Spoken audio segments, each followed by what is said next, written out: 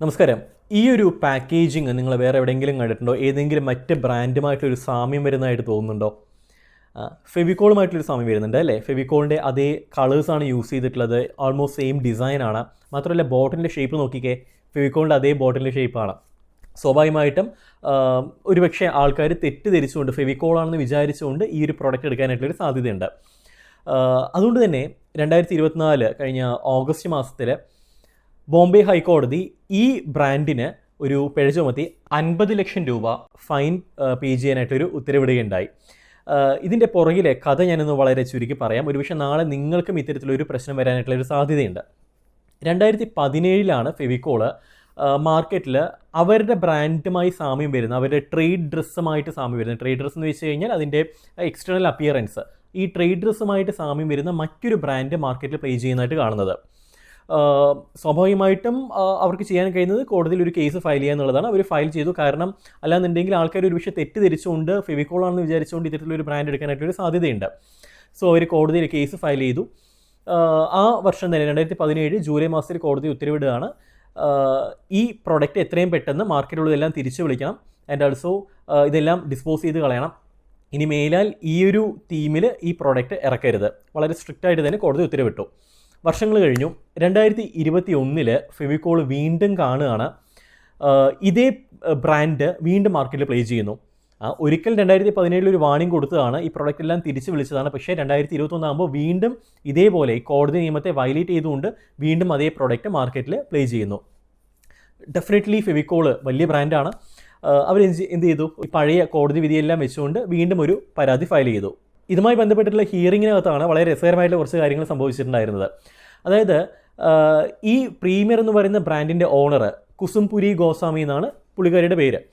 ആൾ പറഞ്ഞു 2017 തന്നെ ഈ പ്രീമിയർ എന്ന് പറയുന്ന ബ്രാൻഡിനെ select stationery India private limited എന്ന് പറയുന്ന, select stationery industries India private limited എന്ന് പറയുന്ന സ്ഥാപനത്തിന് വിറ്റു. അതിനുശേഷം ഈ select stationery industries India private limited എന്ന് പറയുന്ന സ്ഥാപനത്തിൻ്റെ പേര് മാറ്റിയിട്ട് റീനെയിം ചെയ്തിട്ട് premier stationery industries India private limited എന്ന് പറയുന്ന പേരിലേക്ക് മാറ്റി. ഞങ്ങൾക്ക് ഈ സ്ഥാപനമായിട്ട് ഇപ്പോൾ യാതൊരു ബന്ധവുമില്ല എന്നാണ് ഈ കുസുംപുരി ഗോസ്വാമി എന്ന് പറയുന്ന പഴയ ഓണർ പറഞ്ഞത്. പക്ഷേ കോടതി അന്വേഷിച്ചപ്പോൾ മനസ്സിലായ മറ്റൊരു വിചിത്രമായിട്ടൊരു കാര്യമുണ്ട്. അതായത് ഈ കുസുംപുരി ഗോസ്വാമിയുടെ ഭർത്താവ് തന്നെയാണ് പുതിയ കമ്പനിയുടെ, അതായത് premier stationery industries private limited എന്ന് പറയുന്ന സ്ഥാപനത്തിലത്തെ വൺ ഓഫ് ദി ഡയറക്ടേഴ്സ്. മാത്രമല്ല ഈ പണ്ടുണ്ടായിരുന്ന ആ സ്ഥാപനത്തിൻ്റെ അതേ അഡ്രസ്സിൽ തന്നെയാണ് പുതിയ സ്ഥാപനം വന്നിട്ടുള്ളത്. സംഭവിച്ചത് ഇതായിരുന്നു. അതിനോടൊപ്പം തന്നെ ഒരു കാര്യം കൂടി പറഞ്ഞു. അദ്ദേഹത്തിൻ്റെ കുസുംപുരി ഗോസ്വാമിയുടെ ഭർത്താവാണല്ലോ പുതിയ സ്ഥാപനത്തിൻ്റെ ഡയറക്ടർ എന്ന് പറയുന്നത്. പുള്ളിക്കാരൻ്റെ പേര് രാജേന്ദർ പുരി ഗോസ്വാമി. പുള്ളിക്കാരൻ പറഞ്ഞത്, ഞങ്ങൾക്ക് പഴയ കോടതി ഉത്തരവൊന്നും അറിയത്തില്ല, അതുകൊണ്ട് തന്നെ ഞങ്ങളിവിടെ വയലേഷൻ ഒന്നും ചെയ്തിട്ടില്ല, അങ്ങനെ ഒരു ഉത്തരവുള്ള കാര്യമേ ഞങ്ങൾക്ക് അറിയത്തില്ല, ഇത് പുതുതായിട്ട് ഫോം ചെയ്തിട്ടുള്ളൊരു കമ്പനിയാണ് എന്നാണ് അദ്ദേഹം പറഞ്ഞത്. അപ്പോൾ സംഭവിച്ചത് ഇവരുടെ ബുദ്ധിയിൽ തോന്നിയിട്ടുള്ള ഒരു ബുദ്ധിയാണോ അറിയത്തില്ല, അതോ ഏതെങ്കിലും കൺസൾട്ടൻ്റ് പറഞ്ഞു കൊടുത്തുള്ളതാണോ എന്ന് അറിയത്തില്ല.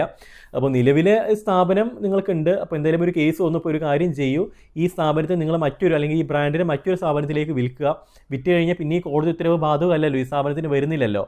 ഇങ്ങനെ ഒരു ഒരു ഒരു ഐഡിയ ആണ് പറഞ്ഞു കൊടുത്തിട്ടുണ്ടായിരുന്നത്. അതിൻ്റെ പേരിൽ ചെയ്തിട്ടുള്ളത് സ്വന്തം ഭർത്താവ് തന്നെ പുതിയൊരു കമ്പനി ഫോം ചെയ്തിട്ട് ഭാര്യയുടെ കയ്യിൽ നിന്ന് വാങ്ങുന്ന പോലെ കാണിച്ചു.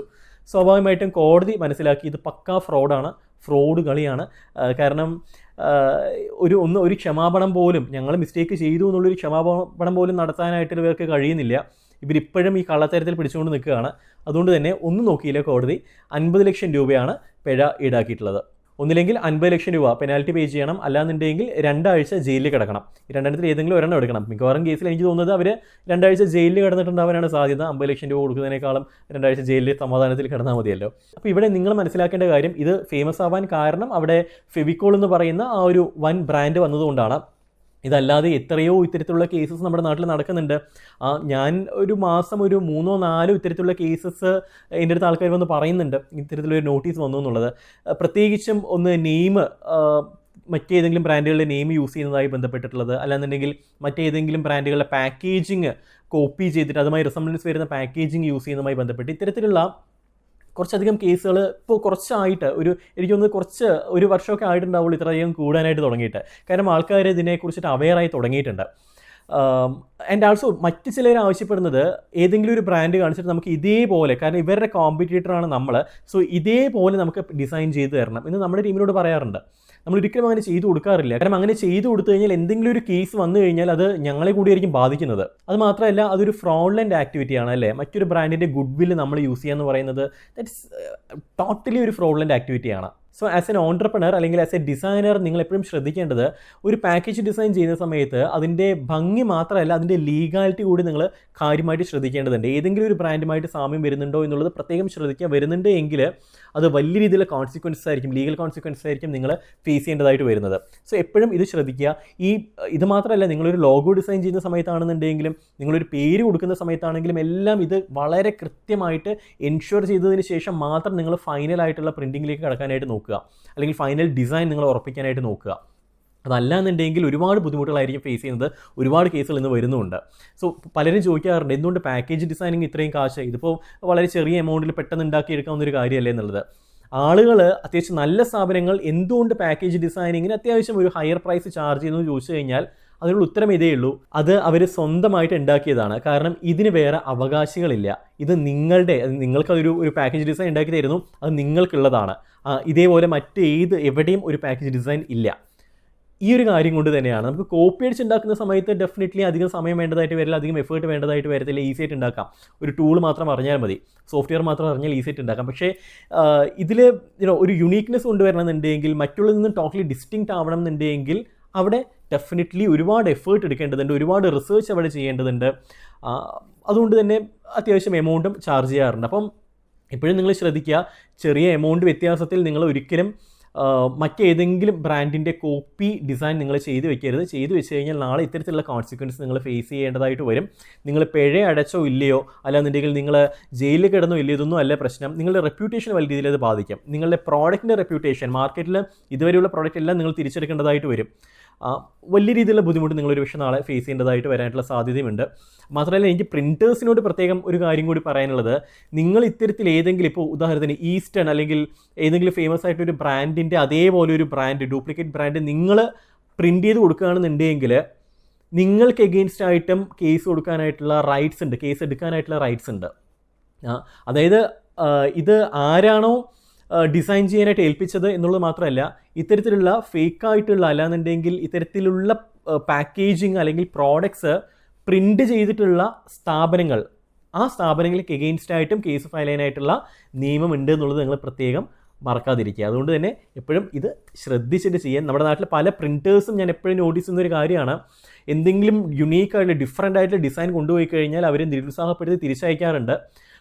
നിങ്ങൾ എന്തുകൊണ്ട് ഞങ്ങളുടെ വേറെ കുറേ ഡിസൈൻസ് ഉണ്ടെന്ന് പറഞ്ഞിട്ട് ടിപ്പിക്കലി കാണുന്ന ഈസ്റ്റേൺ നിറപറയുടെയും അതേ ഡിസൈൻ അങ്ങനത്തെ ചെയ്യാം എന്ന് പറഞ്ഞിട്ട് അവർ അതിനെ പ്രൊമോട്ട് ചെയ്യാറുണ്ട്.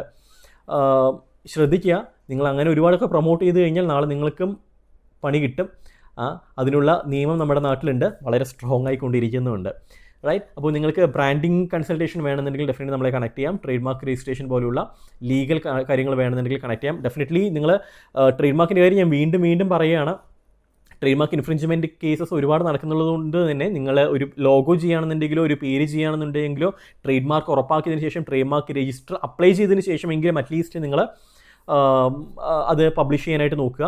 ആൻഡ് ഏകദേശം ഒരു 80% കിട്ടുമെന്ന് ഉറപ്പാക്കിയതിന് ശേഷം മാത്രം, അത് കൺസൾട്ടൻറ്റുമായി ഇരുന്ന് സംസാരിച്ച് ആ ഒരു ഉറപ്പ് കിട്ടിയതിന് ശേഷം മാത്രം നിങ്ങൾ അതുമായി മുന്നോട്ടേക്ക് പോവുക. കാശ് കുറഞ്ഞിട്ട് മറ്റവൻ ചെയ്ത് തരുന്നുണ്ടെന്ന് പറഞ്ഞിട്ട് നിങ്ങൾ എടുത്ത് ചാടാൻ നിൽക്കരുത്. കാരണം ചുരുങ്ങിയ പൈസയ്ക്ക് ട്രേഡ് മാർക്ക് നിങ്ങൾ എന്ത് പേര് കൊടുത്തു കഴിഞ്ഞാലും അത് അപ്ലൈ ചെയ്ത് തരാനായിട്ട് ഈ പറയുന്ന ഓൺലൈനിൽ ഇഷ്ടംപോലെ ടീംസ് ഉണ്ട്. പക്ഷേ അപ്ലൈ ചെയ്യുന്നതിലല്ല വിഷയമുള്ളത്, ഇനീഷ്യലുള്ള സെർച്ചിലും ഈ കൺസൾട്ടൻറ്റ് തരുന്ന ഒരു ഏകദേശം ഒരു ഉറപ്പിലുമാണ് നിങ്ങൾ വിശ്വസിക്കേണ്ടത്. റൈറ്റ്. സോ മറ്റൊരു വിഷയമായിട്ട് കാണാം. അതൊരു Siju Rajan signing off. Good bye.